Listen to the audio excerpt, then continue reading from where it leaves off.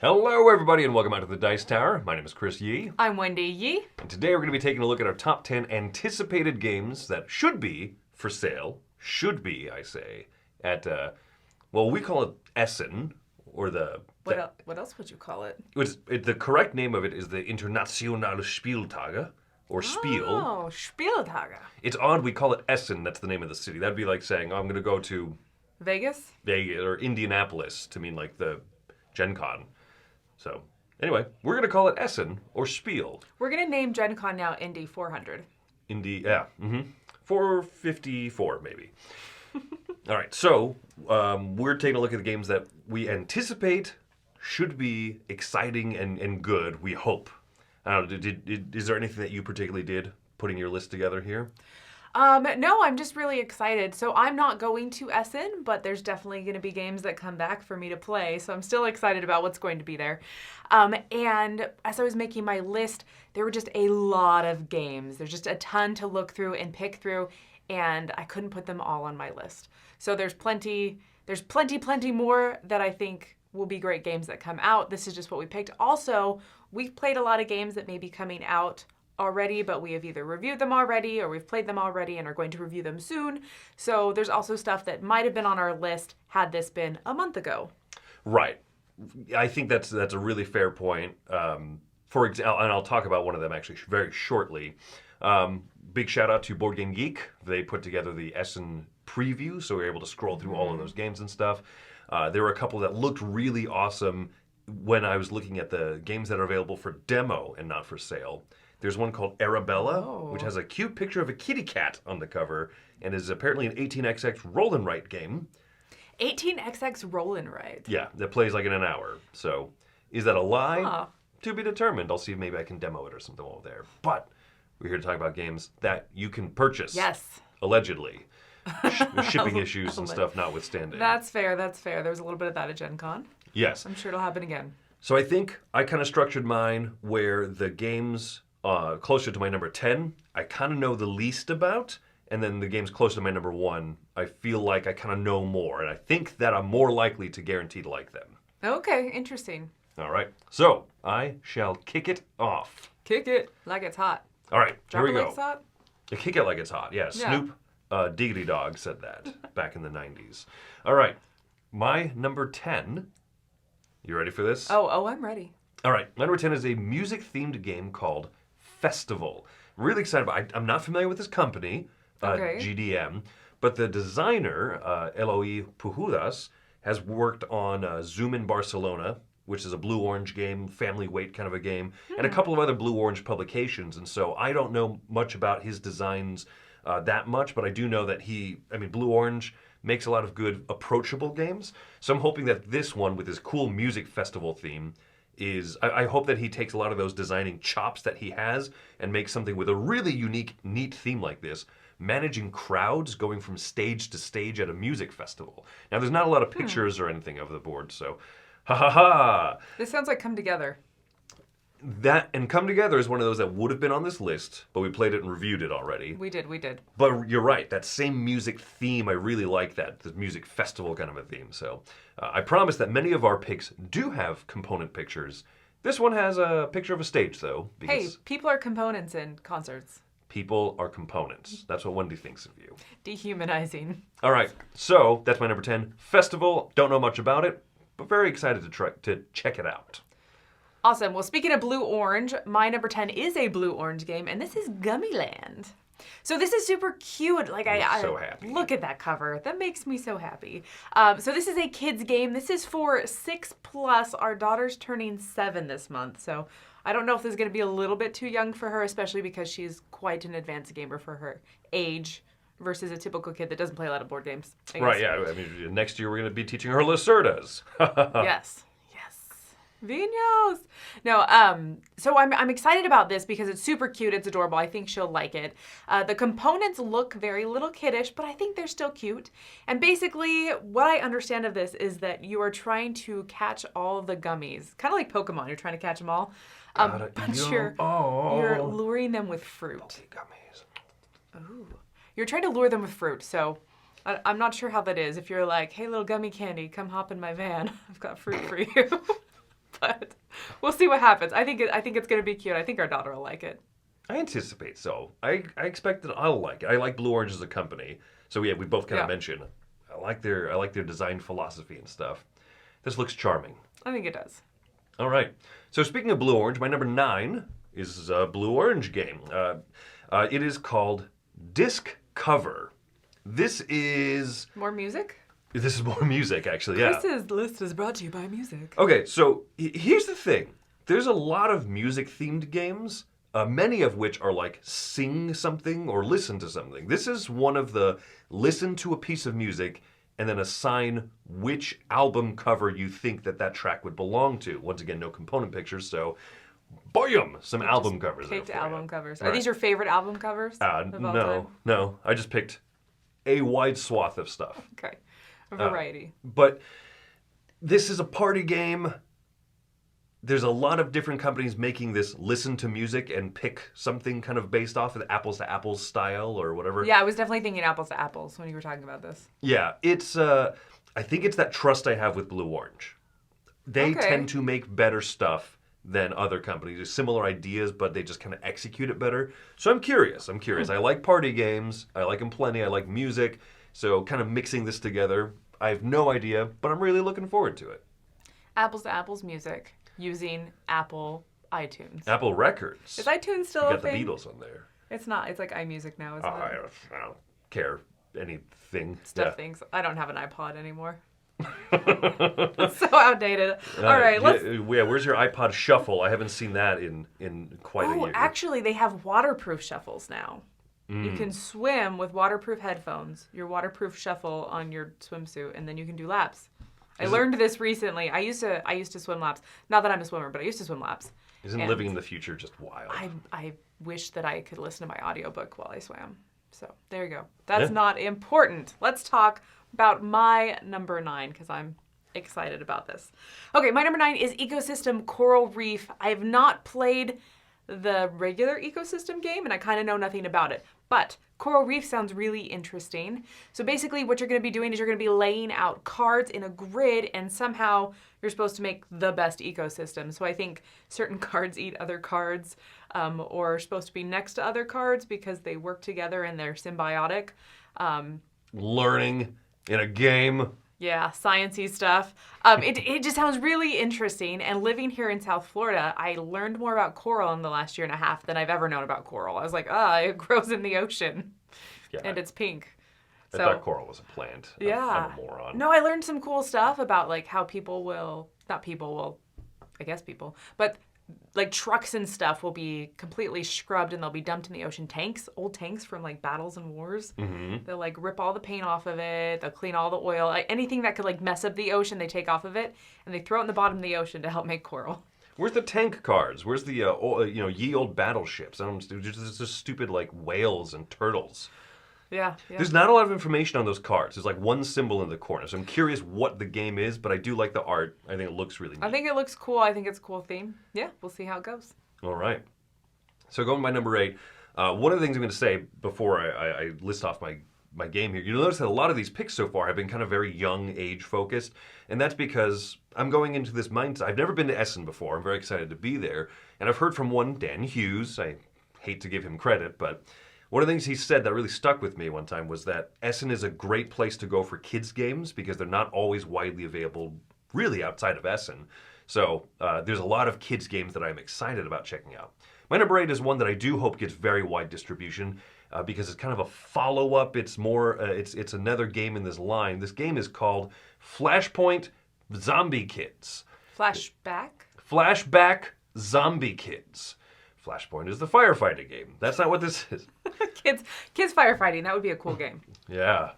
Zombie. OSHA violation, the board game. The zombies started the fire. We didn't start the fire. It was always burning since the zombies were turning into zombies. So there's not a lot of information about Flashback Zombie Kids, but there's other games. The Zombie Kids line, Zombie Kids Evolution, is an awesome legacy game that we played through with our daughter. Mm-hmm. So the idea of Flashback being an investigation type game that has a growing campaign stuff to it sounds like it'll be great for kids and families. And I'm really excited about it because this line of games has built a lot of trust for me. and I think that this will be an awesome thing to play as a family. We really enjoy playing like Micro Macro and other kid-friendly investigation type games, and so I'm really excited about this, despite knowing nothing, despite the fact that might not even be the finalized album cover, the box cover. I don't know, but I'm sold. Zombie Kids flashback. So we have Pride and Prejudice zombies, we have Abraham Lincoln zombie, and now we have Firefighter zombie.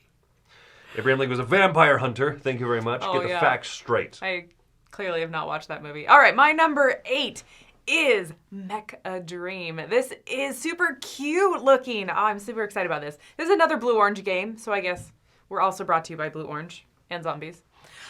So Mech a Dream is it's a worker placement game where you have these cute little robots, and they're supposed to be working different shifts. So I think it's like a time management, robot management kind of game. It looks really cute. This particular component picture is what I've got. I have no idea if that's a hex that you lay down in a grid or if it is the board and you put stuff on it. I kind of have no idea, but it looks really cute and I'm excited. And I like that idea of, I'm going to make the robots work shifts. And there's different benefits depending on what shifts, and I don't know. It sounds like a kids worker placement game. It does, and I love worker placement games. So I think it's going to be fun. I have no idea much about it, but it looks cute and it's going to be fun. All right, very cool. Also Blue Orange. My number 7 is going to go to one of my favorite themes, which is kind of travel and movement and stuff. This is a game where the box cover doesn't look that inspired. This is called Airmail. Airmail, it looks like a ye olde package, right? But I'm very charmed by that look of it, but I'm particularly charmed by the look of the board here. I like maps, I like airplanes and delivery and stuff. Airlines Europe is one of my favorite games, and I like that travel theme a lot. I like this idea that you are trying to deliver different things, different places, and there's competing objectives, competing interests. Do I focus on zipping things around really fast or covering a wide network? Or, like I said, don't know as much about these lower number picks, but I like the look of this. I like the sound of it, and I'm quite enamored by the theme. Interesting. Is this a kids game? I don't think so. Because it looks a little kiddish with the primary colors going on.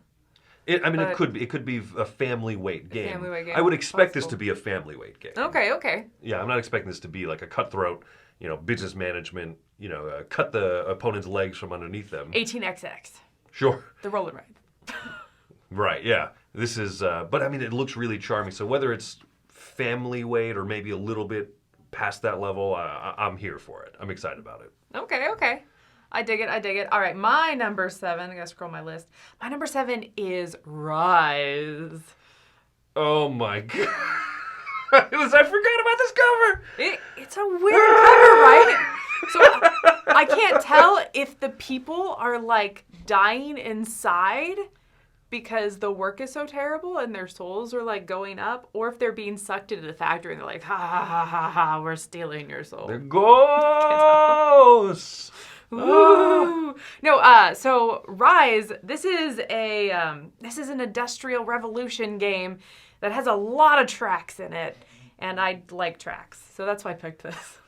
I'm here for the tracks, but that cover is horrifying. The cover's pretty bad, but that is pretty wild. Yeah. I don't know, man. I cannot fathom. Someone said, that's the cover to sell this game. But. Yes, ghost people in the Industrial Revolution. That's my jam, man. No, I'm excited about the tracks. It looks like my kind of game. That's what I got for you. Industrial Revolution. I bet I will really like the game. But also that cover is... It could use some work. All right. Cool. So my number 6 is... this is a game that I almost zipped right past when I was looking at the Essen preview of games. This is called Fog over Carcassonne, or Nebel über Carcassonne. That was a really bad German accent. I just assumed this was Carcassonne. I thought this was another printing. This is 3rd edition or something, or another wild expansion that does something weird. But this is a cooperative Carcassonne. Interesting. Yeah. To just make a giant building together. I don't know exactly how it works, but ghosts! Look, all the dead people from Rise are now They're now in haunting Carcassonne. Carcassonne. Yes, yes. There's not a lot of stuff about this, but I mean, look at the ghost meeples. Ghosts! Oh, they're cute. I like it. And so there's ghost fogginess on the tiles. So I don't know if you're trying to contain the fog or if you're trying to build. I don't know. It's Carcassonne, but co-op. Yeah, I'm going to try it. Carcassonne's one of my favorite of those gateway, those welcoming kind of Euro games. I really like it a lot. And so. Okay. Well, it seems like Essen is brought to you by Halloween. It does take place in October. It does take place in October. Haunted. That's how it works. Zombies, that's my number 6. Ghosts. Fog over Spirits. Carcassonne. Ghost. Okay, my number 6 is Findorf. You're gonna love this cover, Chris. You're on fire today. Look at that. What's worse, this one or Rise? I don't know. That guy is clearly rowing the dock. So I don't know. He's just moving the boats downstream. Maybe they're on autopilot. This is ye old autopilot. Okay, stick them in the river. Someone else will catch them with an oar later. Okay. Or he's just It's such organizing a them. flat cover. Oh my gosh. Friedemann Friese can make his games look better, but he chooses not to. No, but his hair looks better. Bam! So I didn't have components for this one. Got it. Findorf actually takes place in Friedemann Friese's hometown where he hails from, or where he boats from, or oars from. Yeah. You oar those docks. Or something. But it is a rails and sails peat shipping operation, which I don't really know what peat is and what it's used for. I know there's peat moss that people put on miniatures. That's as much and as I in know. Plants, like fake plants. Okay. One time, speaking of a Friedemann Friese game, Power Grid, I said, people don't actually burn garbage as a resource. And then, everyone from Europe let me know that was very wrong. Well, yeah, we burn it here in Florida. I didn't know that. that was legit. I think I learned that a month before you had said that. Oh, that's really funny. You could have saved me from embarrassing Because myself. I didn't know before either. So what is peat moss used for? Is it still used in the current day? Please let us know. Yeah. Yell at Wendy for a little while. If you know, educate me. I need the education. But yeah, Findorf looking cool. I'm excited about it. I like a lot of Friedemann Friese's games. I like his chunky, heavy Euro games like this. So I'm Give me going them to play rails and sails. Yeah, that's a good combo. I really like when he's done kind of rails stuff recently. Yeah. All right. My number 5 is a game that has a really fantastic theme, really great artwork. It is called Resist. This is about the Maquis resistance movement during the Spanish Civil War in the 1930s. This is an awesome setting. This is a really, really cool setting. Did you know this setting before this game? I know about the Maquis and the different resistance groups and stuff. They had actually training from resistance movements in France. It's really cool. And so David Thompson is one of the co-designers on this one. He's done a lot of war game design, but he's also done a lot of stuff outside of war game design. This isn't exactly a war game. This is a hand management card game about, do you keep your people hidden and you get to keep using them, or do you reveal them to get a really strong ability, but then they're revealed. They're no longer hidden resistance fighters, and so they go away. Because they probably get killed? Yeah. Or you take arrested. them out. You rescue them. I like that idea. Yeah, I like exactly. that idea better. So, yeah. It's a really cool setting. It's a really cool little idea of a simple solo game. It's solitaire only. I love the look of it. I love the history and everything. David Thompson is a designer I have my eye on because he recently did the Sniper Elite board game, Switch and Signal. Okay, I like that one. Yeah, so I like his look and his approach to historic games that aren't necessarily even war games, but I know that he's also a very well-respected designer in that sphere, so I like him a lot. Interesting. You know that the revealing your people assets? What do you call it? Are assets humans? The cards, the resistance fighters. Yeah, the resistance. Yeah, you're basically revealing them. It almost makes me think of Gloomhaven, where you can play a heavier card, but then you have to trash it. Oh yeah, and you can't get it back in your hand. It has the one-time great ability, but it's gone. Yeah. Yeah. So I'm excited about this one a lot. That's cool. That sounds like a cool comparison. All right, my number 5, I should look at things before I start talking, is Sabika. This is one that I don't know a lot about, except that there's some, I think you're dealing with the Alhambra, and you're carving poems in walls and stuff. Like there's theme there somewhere, but it's a Euro, so that's all I care about. I expect there not to be a lot of theme. This looks like the shootout at the OK Corral with that big circle in the middle. Okay, that circle in the middle is actually the exciting part. So that circle in the middle is a rondelle within a rondelle within a rondelle. So this sounded really intriguing. So I don't know if your workers stay in the same rondelle and they just move in a little circle. I don't know if you move them all on a turn or if they can switch rondelles. I kind of have no idea, but it sounds really intriguing and interesting, and I'm curious to try this Inception, as you said, rondelle mechanism. Okay, yeah, I'm sold. I definitely want to try it. It's very brown. And I make fun of games. There's purple in there. Right. I don't make fun of games for appearance that much. I'm definitely more forgiving, but that's very brown. Yeah. No, I don't think it's a visual winner, but I'm excited to see what happens with it and where it goes. Also, I think this is a good time to say any of these pictures might be prototypes or... That's true. That is true. Because we're looking at stuff before the release and there's not a lot of information on some of it. That's why we put like concert pictures on some of My these. components picture for Freedom and Freeze, prototype. It's not the real Freedom and Freeze. That's not the real Freedom and Freeze. Yeah, it's his clone. All right, moving along to my number 4. This is a game that I'm so excited about because of the theme. This is called Lacrimosa. This is, look at that cover. It's such a striking cover. That's all. That's not Mozart. You're right. That's not Mozart. It's a bird, it's a plane, it's a Mozart. Da da da da da da da da da. My music 201 class is kicking back in. So anyway. I only took 101. No, I studied classical music actually, and so and I have a lot of love for classical music. Mozart has died. It is time to complete his Requiem, and so you are different people trying to commission different composers and stuff to finish his work. And so this is a really awesome setting for a Euro game. This is it has a lot of tan going on. Yeah, but Chris is brown. Yeah, but I think that this fits what it's going for. The board, in general, has a lot of energy to it with a sheet music and stuff on the bottom. I don't know. I'm so excited about it. And this is from Devere, who made Batoku. So I trust them to make kind of a heavier, chunky Euro game like this. It's funny because at Gen Con, we actually sat right across from their booth. Like our booth faced the side of their booth, and this was one of their sides, was this entire box cover. And so all during Gen Con, I was like, I wonder how good that game is. It looks really good. And they didn't have it at Gen Con. They didn't. And so I'm just like, I'm being reminded constantly. I'm very excited to try it. So yeah, my number 4, cool. Lacrimosa. That's cool. My number 4 is Galenus. So Galenus was a philosopher. From one great cover to another. You know, this actually looks really peaceful.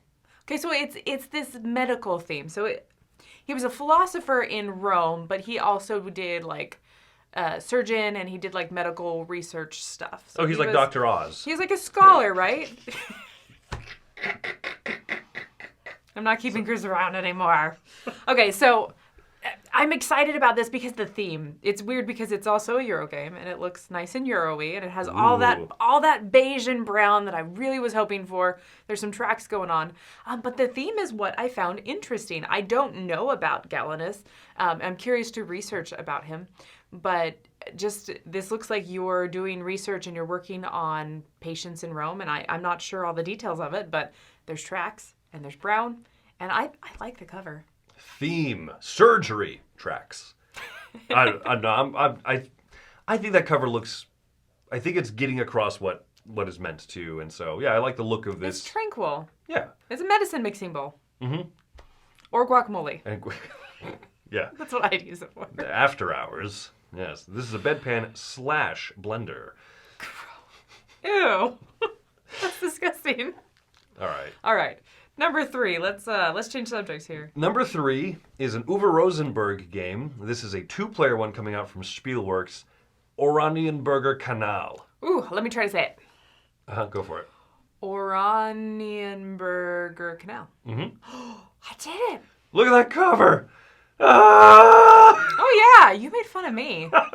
This is the I think that's the worst of the batch. this is the bottom half of the Resist cover. Not Resist, Rise, yeah. This is the bottom half of Rises. Yeah, There are you ghosts actually, in that smoke. You put them together, it's a panorama of just awful Industrial Revolution garbage. I think this is worse than rowing boats down the dock. I think that Rise is still the worst cover. This is not great with all the mustard yellow, but at least the components look terrible. And so Yes. This is a two-player Uwe Rosenberg game, head-to-head. I like it when he works in that design space. I like a lot of his small kind of distillations. Those look rendered. This is a Tabletopia picture. Oh, okay. There is not a lot on this. Even the Game Founder Kickstarter page that they had was pretty bare bones. Spielworks is not the flashiest of companies. Exhibit A, the cover of this game. But they do make solid stuff. I like Uwe Rosenberg designs. It's got the resource wheel. It's got a small little footprint, two-player type of stuff. This is perfect for us, so I'm excited about it. Okay, so Orienberger Canal. Well, my number 3 is also an Uwe Rosenberg. It is not Orienberger Canal. Oranienburger Canal. That thing. It's not that. Instead, it is Atiwa. The Bat Game. The Bat Game. So this takes place in Ghana, and what you're doing is you're trying to build a village, but there's bats around, and so you're trying to keep the bat ecosystem healthy while you farm sheep, cows, goats. I see goats in the picture. I don't know what goats. the other one is. I think goats. Yeah. But I like Uwe Rosenberg's farming games and all that kind of jazz, so it seems like there's going to be cute animal meeples involved. There might be some worker placement. I don't know. This is the components picture, and it looks like it's missing most of the board. So. Right. Yeah, I mean, I like those meeples a lot. And to Uwe Rosenberg's credit, a lot of people make fun of him for making soulless, dry Euro games, in air quotes. But he's a decently theme-first designer, I think. Like, he definitely thinks of theme. Like, a lot of his games are set in historic places, primarily in Germany, primarily with farming. Like how cows and horses cannot be in the same pen? They will eat each other, yeah. No, but I mean, he bases things off of where his family's from, kind of like Finnbrook, right? Yeah. So I'm curious if this is also kind of a theme-driven game design. Yeah, I'm very curious about it. I like a lot of his stuff in the past, so this is going on my list. Find someone who looks at you the way that bat looks at that orange. Sweet nectar. All right. Number 2, this is several of these games actually high up on my list are all like crowd-funded games that are going to be releasing at Essen, but a lot of Euros, right? I've gone through like the kids and the party games and stuff. It's time to like talk about dry Euro games, man. Number 2, Autobahn. This is a game about the German freeway system, highway system, whatever you would call it, and this from Alley Cat Games. They tend to make really good-looking production on games. Okay. The game is about transportive and automotive development. The board expands over the course of history, of the decades of Germany, which I like that idea. So are you building the highways or are you using the highways? I think you're building the highways. Okay. It sounds good. One of the biggest reasons I'm excited about it, Nestor Mangione and Fabio Lopiano are some solid designers. Lopiano in particular worked on Zapotec, which is one of my favorite games from last year. Okay. So the man knows how to design games. I'm really excited about this one. Autobahn. And after this, I will know how to design freeways. Yep. I'll be an expert. Yeah, history lesson right there. All right, well, my number 2 is already mentioned by Chris. This is Lacrimosa. This is the Mozart game. We talked a lot about it. I figured this had to be on your list. An interesting thing as I was reading about this is this sounds like it's a little timey-wimey wibbly-wobbly. So it sounds like when you are playing, you're taking actions in the present and in the past. Oh, so you have, I take an action as I have curried favor with stuff in the past? Yeah, I had asked Mozart to make stuff in the past. I'm not sure, but that's what it sounds like. And so I'm curious what that translates into and how that works. It would be great if you could just be like, hey, by the way, do you remember that I made you do this thing? Hey, Mozart had given me 90 victory points. So He had. Yeah. We'll see. So, yeah. I bet. Time is a fun thing to me. Throw it in a Euro, I'm not sure. I'm curious. All right, time travel music composition game. I love time travel movies. Okay. They're fun. All right. I don't know how that's going to translate in the game, but it sounds interesting. I didn't know that. So my number 1 This is a game that I'm so very excited about. I got a demonstration of how this game plays, but I didn't actually get to try it yet or anything. But I predict, that's why this is my number one, that I'm going to absolutely love this game. This is the new Board and Dice tea game titled Tiletum. Oh. That's my number one. Bum, bum, bum, bum. Tiletum! Hey, my number one's Tiletum, which I also got a little preview of at Gen Con. This sounds so good! It does, it does. I'm excited. So for me, it's the mechanism of the dice and the action selection. Oh, you used a different picture than me. I did. See, you can see the little dice. So the little circle is where you're rolling all the dice and you lay them out according to what numbers roll. And then the dice will determine the amount, like it's like the color of the dice determines what resources you get. And then the number determines how many actions you get that round, or action points or whatever. And the inverse of the dice, the number of resources you get. There's like an inverse relationship. So you're like, oh, I get more, but I get less. Right. And so sounds really interesting. It's the Jenny from the block mechanism. I got a little, then I got a lot. Oh, I see what you did there. I'm excited about this because the tea games, in my opinion, have become kind of increasing amounts of effort and work and not necessarily increasing amounts of fun. Like, I love Teotihuacan, and each one I feel like has just become a little bit less intuitive gameplay-wise. But this one here, my goodness, it sounds so easy. Move around the map, build stuff, take the dice, get resources and actions and stuff, and move up on the track. I love everything about that. This is a Tishini and Luciani co-designed together, and when those two come together, you get fantastic games. You like them a lot. Like Marco Polo, Voyages of Marco Polo. The fact that the two of them are working on this one together gives me a lot of faith that this is going to be crunchy and yet not clunky. And so I'm really excited about it. I was, honestly, after the last tea game review we did, I thought, I don't know if I'm that excited about the tea games, that much anymore from Board and Dice, but I mean, I still am. This one got me back in. Just when I thought I was out, you Jenny from the block me. Well, Chris from the block, thanks for joining us today. So this was our Essen most anticipated games. Right. I flopped that. But yeah, we're super excited about that. We're excited that you get to go to Essen. I hope you have tons of fun in Germany. This is your first time? Yes, this is my first time at Essen. So if you want to endow me with local bakery, confections, and doner kebabs and stuff, I would love to eat all of the food. Are you asking for snacks? All of the food in Germany. Well, I'm going to go try a bunch of stuff. But unfortunately, just because of a lot of life, Wendy won't be able to be there. So if you want to give her your kind regards as well, I shall pass them along. But I'm excited to meet you if you're going to be there. For sure. Thanks for joining us today. I'm Wendy Yee. I'm Chris Yee. And have fun at Essen.